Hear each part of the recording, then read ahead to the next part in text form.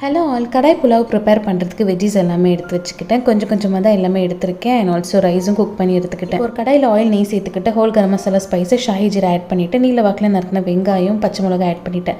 நல்லா பொன்னிறமாக ஆனதுக்கப்புறமா 2 டீஸ்பூன் இஞ்சி பூண்டு விழுது ஆட் பண்ணிவிட்டேன். பிளான்ச் பண்ணி வச்சிருக்கிற காலிஃப்ளவர், பீன்ஸ், கேரட், பச்சை பட்டாணி, உருளைக்கிழங்கு சேர்த்துக்கிட்டு கொஞ்சமாக உப்பு தண்ணி சேர்த்து நல்லா வேக விட்டுட்டேன். அண்ட் இந்த கேப்பில் மார்னிங் பிரேக்ஃபாஸ்ட்டுக்கு ராகி ரவை தோசைக்கும் கலந்து வச்சுட்டேன். இப்போ வெஜ்ஜிஸ் நல்லா குக் ஆனதுக்கப்புறமா பொடி வகைகள் ரெகுலராக யூஸ் பண்ணுறதை ஆட் பண்ணிவிட்டு லாஸ்ட்டாக 1 டீஸ்பூன் பாவ் பாஜி மசாலா ஆட் பண்ணியிருக்கேன். ஆல்சோ 2 டீஸ்பூன் தயிர், கொஞ்சம் லெமன் ஜூஸ் ஆட் பண்ணி இந்த தொக்கில் குக் பண்ணி வச்சுக்கிற ரைஸை சேர்த்து கலந்து லாஸ்ட்டாக கொஞ்சமாக மல்லித்தலை சேர்த்து இறக்கணும்னா ரொம்ப டேஸ்டியான கடாய் புலாவ் ரெடி. ஆல்சோ சைமல்டேனியஸாக சோயா வறுவலும் ரெடி பண்ணிவிட்டு ராகி ரவை தோசையில் பச்சை மிளகாய், இஞ்சி, கொத்தமல்லி எல்லாம் ஆட் பண்ணிவிட்டேன்.